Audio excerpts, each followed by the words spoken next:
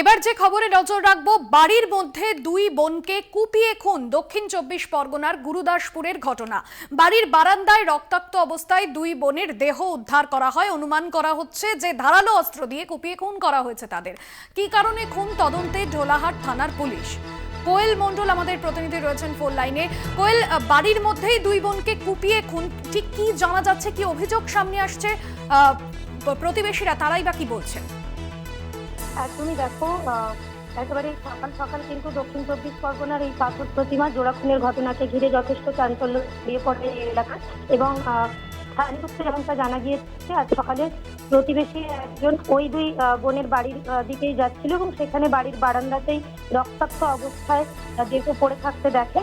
এবং তারপরেই গ্রামের লোকজন ছুটে আসে সেই প্রতিবেশী চিৎকার চেঁচামেচি শুনে। এবং প্রতিবেশীদের যেমনটা দাবি যে এই দুই বোন অবিবাহিত ছিলেন এবং ওই বাড়িতে দুই বোন একাই থাকতেন, অন্য কোনো পরিবারের মেম্বার থাকতেন না।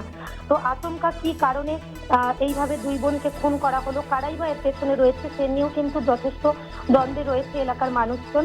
তবে পুরাতন কোনো শত্রুতা নাকি জমি বিবাদের জের নাকি এর পেছনে অন্য কোনো কারণ রয়েছে, সেই সমগ্র বিষয় খতিয়ে দেখছে পুলিশ প্রশাসন। ইতিমধ্যে কিন্তু ঘটনাস্থলে ঢোলাহাট থানার পুলিশ বাহিনী পৌঁছেছে এবং মৃতদেহ উদ্ধার করে ময়নাতদন্তের জন্য নিয়ে যাওয়া হয়েছে।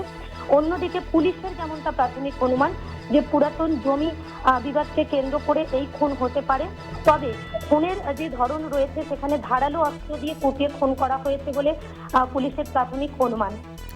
একদমই, ধন্যবাদ কোয়েল। কোয়েল মণ্ডল আমাদের প্রতিনিধি ছিলেন ফোন লাইনে। ধারালো অস্ত্র দিয়ে কুপিয়ে খুন করা হয়েছে, তবে কি কারণে খুন তারই তদন্ত শুরু করেছে ঢোলাহাট থানার পুলিশ।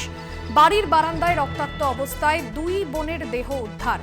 দক্ষিণ 24 পরগনার গুরুদাসপুরের ঘটনা। বাড়ির মধ্যেই দুই বোনকে কুপিয়ে খুনের অভিযোগ।